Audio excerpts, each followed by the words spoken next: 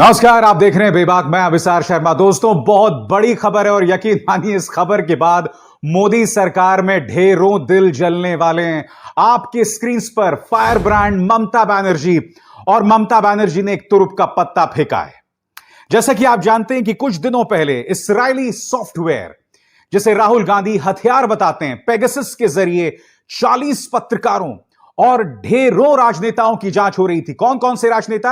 आपके स्क्रीन पर राहुल गांधी, प्रशांत किशोर, इसके अलावा अभिषेक बैनर्जी जो कि ममता बनर्जी के रिश्तेदार हैं, और इसी तरह से कई अन्य नेता। कर्नाटक की तरफ जाएं तो सिद्धरमैया, जी परमेश्वरा, एचडी कुमारस्वामी, इन तमाम लोगों की जासूसी की कोशिश की गई या जासूसी एक तरह से कर दी गई थी। अब इस मुद्दे की जांच पश्चिम बंगाल सरकार ने इसके आदेश दे दिए हैं। और क्यों, मैं आपको बतलाना चाहूंगा, क्योंकि जब प्रशांत किशोर पश्चिम बंगाल के चुनाव की रणनीति बना रहे थे तो वायर की इस खबर के मुताबिक उनके फोन की भी जांच की जा रही थी। हैक किया जा चुका था, संभवतः पेगासस के जरिए। यही नहीं, अभिषेक बैनर्जी जो कि रिश्तेदार हैं ममता बनर्जी की, उनके भी फोन को हैक किया जा चुका था, कथित तौर पर पेगासस के जरिए। और ममता बनर्जी ने यहां पे एक तुरुप का पत्ता फेंका है। अब वो इसकी जांच करने वाली है। इसके डिटेल्स क्या है मैं आपकी स्क्रीन पर बताना चाहूंगा। मैं आपको बतलाना चाहूंगा कि एक न्यायिक समिति होगी, इसके 2 सदस्य होंगे। इस समिति के अध्यक्ष होंगे जस्टिस मदन लोकुर। जी हां, आपके स्क्रीन पर जस्टिस मदन लोकुर, और साथ ही फॉर्मर जस्टिस ज्योतिर्मय भट्टाचार्य। ममता बनर्जी ने किस ड्रामेटिक अंदाज में इस बात की घोषणा की, आइए देखते हैं। The appointment of a commission of inquiry consisting of Honorable Justice M.B. Lokur, retired Judge, Honorable Supreme Court of India, and Honorable Justice Jyotirmoy Bhattacharya, retired Chief Justice, Honorable High Court at Calcutta, in exercise of power conferred by Section 3 of the Commission of Inquiry Act 1952 in the matter of widely reported illegal hacking, monitoring, putting under surveillance, tracking, recording, etc. of mobile phones of various persons in the state of West Bengal. मैं जानता हूं आप लोगों में से कई लोग कहेंगे कि पेगासस एक राष्ट्रीय मुद्दा है, पश्चिम बंगाल जो कि एक राज्य है वो इसकी जांच के आदेश कैसे दे सकता है।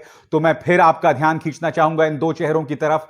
अभिषेक बैनर्जी जो कि ममता बनर्जी के रिश्तेदार हैं, और प्रशांत किशोर जो कि उनके चुनावी रणनीतिकार हैं। वायर की इस खबर के मुताबिक इन दोनों के फोन की पेगासस के जरिए हैकिंग हो चुकी थी या कोशिश की गई थी, और उसके चलते पश्चिम बंगाल अब इसकी जांच के आदेश दे सकता है। इत्तेफाकन जब मैं आपसे बात कर रहा हूं, ममता बनर्जी, जी हां, ममता बनर्जी सोमवार शाम को दिल्ली में होंगी, और इस मुलाकात में वो मुलाकात करने वाली हैं कांग्रेस के नेता सोनिया गांधी से। हो सकता है कि इन 3 दिन की मुलाकात में वो अरविंद केजरीवाल से भी मुलाकात करें। इसके अलावा यह भी हो सकता है कि अखिलेश यादव से भी उनकी मुलाकात हो, मगर बड़ी बात, वो प्रधानमंत्री नरेंद्र मोदी और राष्ट्रपति रामनाथ कोविंद से भी मुलाकात करेंगी। यानी कि ममता बनर्जी ने पश्चिम बंगाल में शानदार जीत दर्ज करने के बाद अब अपने पत्ते खेलने शुरू कर दिए हैं। आज मैं एक सवाल करना चाहता हूं दोस्तों। जैसा कि आप जानते हैं कि यूपीए की मौजूदा चेयरमैन हैं सोनिया गांधी, और इस बात को लेकर सुगबुगाहट थी कि अब सोनिया गांधी, जिनका स्वास्थ्य अब बहुत अच्छा नहीं है, उनकी जगह शरद पवार को यूपीए का चेयरमैन बनाया जा सकता है। मगर शरद पवार को लेकर एक और खबर जो है वो गर्म है, एक चर्चा गर्म है कि वो विपक्ष के राष्ट्रपति पद के उम्मीदवार हो सकते हैं। आपको याद होगा शरद पवार ने प्रधानमंत्री नरेंद्र मोदी से भी मुलाकात की थी। तो मेरा मानना है कि शरद पवार आज की तारीख में, बेशक महाराष्ट्र के अंदर एनसीपी की सरकार चल रही हो, साझा सरकार चल रही हो कांग्रेस और शिवसेना के साथ, मगर बतौर राजनेता शरद पवार इतने सक्रिय नहीं हैं। तो आज एक बड़ा सवाल, आखिर इस शख्स ममता बनर्जी को यूपीए का चेयरमैन क्यों नहीं बना दिया जाता? और उसकी वजह भी साफ है। वजह यह साफ है दोस्तों कि पश्चिम बंगाल के चुनाव में भारतीय जनता पार्टी ने अपने तमाम एजेंसीज का इस्तेमाल किया, उनका पूरा मंत्रिमंडल आ गया था पश्चिम बंगाल, उनकी पूरी गोदी मीडिया मैदान में थी और उनकी कोशिश सिर्फ एक थी कि ममता बनर्जी को हराया जाए और भारतीय जनता पार्टी को जिताया जाए।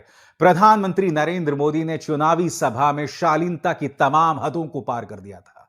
याद है आपको? दे दे दे दे, खुद सुनिए। ओ दीदी,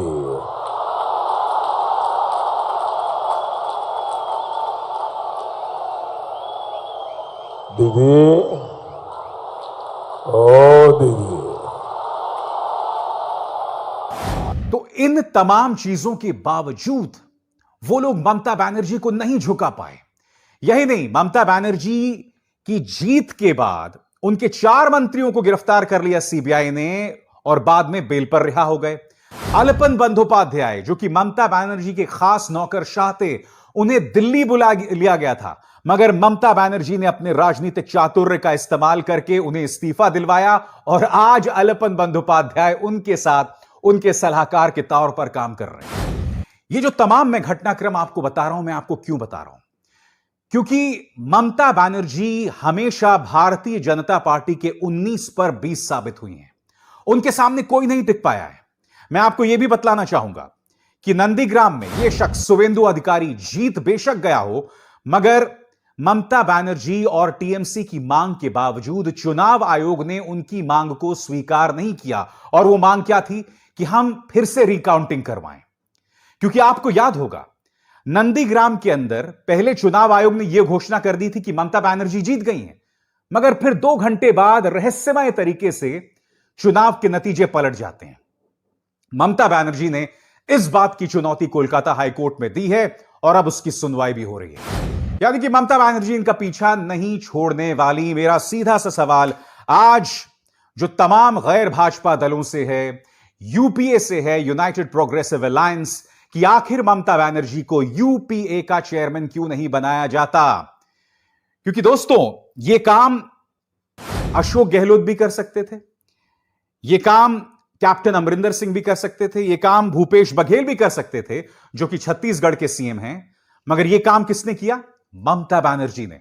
ममता बनर्जी ने पश्चिम बंगाल की मुख्यमंत्री रहते हुए पेगासस जासूसी मामले की जांच के आदेश दे दिए, क्योंकि उनके पार्टी से जुड़े ये 2 चेहरे, प्रशांत किशोर और अभिषेक बनर्जी, जो कि उनके रिश्तेदार भी हैं, उनकी भी पेगासस के जरिए हैकिंग हुई थी, जासूसी हुई थी। अब ममता बनर्जी इसकी जांच के आदेश दे रहे हैं। इसका मतलब राजनीतिक सोच की निगाह से वो कांग्रेस के किसी भी नेता से बहुत आगे हैं। इसलिए मैं फिर दोहराना चाहूंगा कि ममता बनर्जी, जो कि दिल्ली में भी मौजूद हैं और दिल्ली आ रही हैं, इसलिए बहुत जरूरी हो जाता है कि इस मौके का इस्तेमाल करके उन्हें जो तमाम धर्मनिरपेक्ष जो तमाम पार्टियां हैं या यूपीए जो है, कम से कम उसका चेयरमैन बना दिया जाए। दोस्तों, आज का दिन एक और वजह से बहुत अहम रहा। आज राहुल गांधी ने मोदी सरकार पर भी हमला बोल दिया। राहुल गांधी, इस वीडियो में देखिए दोस्तों, कांग्रेस के मुख्यालय से निकले ट्रैक्टर चलाते हुए और पहुंच गए संसद। इस ट्रैक्टर शो का मकसद बहुत साफ था। उनका कहना था कि यह सरकार जो है वो किसानों के मुद्दे को अनसुना कर रही है। इस सरकार का ध्यान सिर्फ और सिर्फ अपने कुछ 3 या 4 उद्योगपतियों पर है, इसलिए मैं ये ट्रैक्टर लेकर चला हूं। अपने आप में बहुत ही ड्रामेटिक अंदाज था। और दोस्तों, राजनीति के अंदर आपको कहीं ना कहीं इस तरह की तमाम चीजें करनी चाहिए। राहुल गांधी ने पत्रकारों से भी बात की और उन्होंने सरकार पर तंज कसते हुए कहा कि इस देश के किसानों को आतंकवादी नहीं बताया जा सकता। सुनिए उन्होंने क्या कहा। उन्हें पूछा गया है तो उन्होंने एजुटेशन को लेकर कहा है कि वहाँ कोई मृत्यु नहीं हुई। सरकार के मुताबिक किसानों के खिलाफ कुछ नहीं हुआ। किसान बिल्कुल खुश हैं। वो जो बाहर बैठे हुए हैं वो आतंकवादी हैं। सरकार के मुताबिक तो ये हो रहा है, मगर रियलिटी है कि जो किसानों का है उनसे छीना जा रहा है और 2-3 उद्योगपतियों के हाथ दिया जा रहा है। Thank you. राहुल गांधी से पत्रकारों ने पूछा कि आप ये ट्रैक्टर लेकर संसद क्यों पहुंचे हैं? तो राहुल गांधी ने कहा कि जब ये सरकार अपने किसानों को सुनना बंद कर दे तो मेरे लिए जरूरी हो गया था कि ट्रैक्टर, जो कि किसानों के एक औजार का एक बहुत अहम प्रतीक है, उस पर सवार होके मैं संसद तक पहुंचूं। क्या कहा राहुल गांधी ने, सुनिए। हम जो किसानों का मैसेज है उसको हम पार्लियामेंट तक लाए हैं। पार्लियामेंट में इसके बारे में चर्चा नहीं करने देते हैं, किसानों को दबा रहे हैं, हिंदुस्तान के सब किसानों को दबा रहे हैं, इसलिए हम यहाँ ट्रैक्टर पे आए। काले कानून है, इनको वापस लेना पड़ेगा। राहुल जी, आप खुद ट्रैक्टर यहाँ पर चला के आए, पहली बार ऐसा हुआ कि कोई नेता ट्रैक्टर चला के संसद भवन तक पहुंचा हो किसानों को लेकर, लेकिन सरकार। मैं किसानों का मैसेज देना चाहता हूँ, ये किसानों का मैसेज है, इसीलिए मैं इसको यहाँ लाया हूँ। सरकार कह रही है सुन रही है, क्या कहेंगे? कोई कमी नहीं है, सरकार कह रही कोई कमी नहीं है बिल के भीतर, क्या कहेंगे? ये किसानों के फायदे के लिए है और आप लोगों के पास मुद्दा नहीं है, लेकिन हम ये 2-3 बड़े उद्योगपतियों के फायदे के लिए है। पूरा हिंदुस्तान जानता है कि किसके लिए ये किया जा रहा है। ये किसानों के फायदे के लिए नहीं है कानून, और इन कानून को वापस लेना पड़ेगा। धन्यवाद। मैं आपको बताना चाहूंगा कि उनके पार्टी के प्रवक्ता रणदीप सुरजेवाला और श्रीनिवास, इन दोनों को दिल्ली पुलिस ने हिरासत में भी ले लिया था, मगर राहुल गांधी का जो ये अंदाज है उसने अपने आप में जबरदस्त राजनीतिक दस्तक दे दी। किसान से टकराएगा, चूर चूर हो जाएगा, मजदूर से टकराएगा, चूर चूर हो जाएगा, जो नौजवान से टकराएगा, चूर चूर हो जाएगा, अरे जोर जुल्म की टक्कर से संघर्ष हमारा नारा है। दोस्तों, इस कार्यक्रम से साफ हो जाता है कि आज की तारीख में अगर कोई मोदी सरकार को गंभीरता से चुनौती दे रहा है तो ये दो चेहरे हैं, ममता बनर्जी और राहुल गांधी।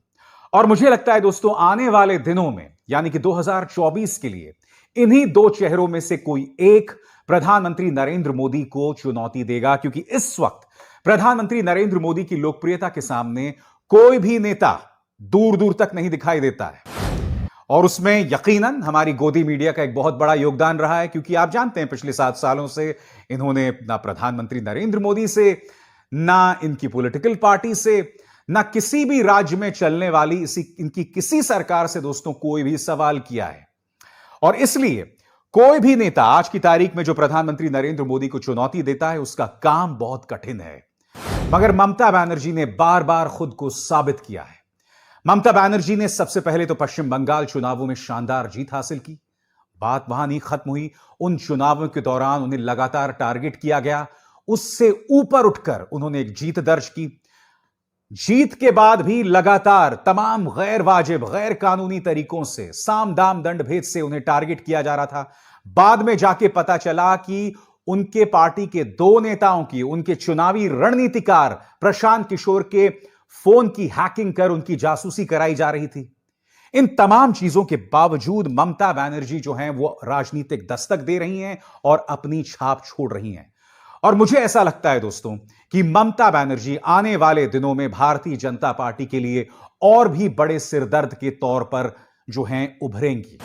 क्योंकि दिक्कत क्या है कि राहुल गांधी के खिलाफ पिछले 7 या 8 सालों से जो प्रचार चलाया जा रहा है, जहां उनकी बात को तोड़ मरोड़ कर पेश करना, उन्हें एक मंद बुद्धि के तौर पर पेश करना, और कई मामलों में तो झूठे वीडियोस का प्रचार प्रसार करना। आपको याद होगा कि एक तरफ आलू डालूं दूसरी तरफ सोना निकलेगा।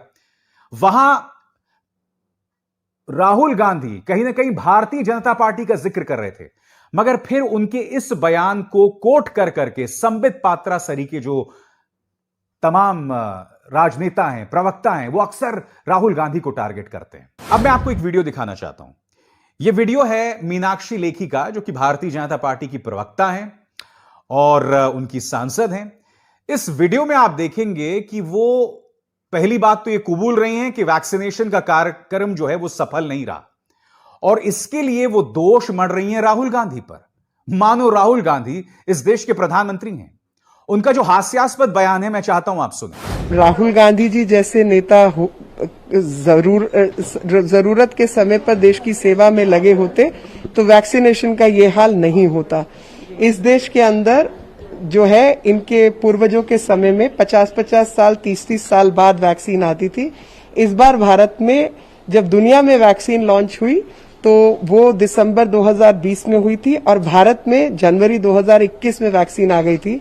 इनके और इनके परिवार वालों में से किस किस ने वैक्सीन लगाई उसकी जानकारी जरा जनता को दे देते समय अनुसार, तो इतने सारे लोगों की मृत्यु नहीं होती। उसके लिए ये लोग जिम्मेवार हैं। इसी तरह का propaganda Bharatiya Janata party WhatsApp के जरिए, अपने प्रचार तंत्र के जरिए जो है वो विपक्ष के नेताओं के खिलाफ फैलाती है।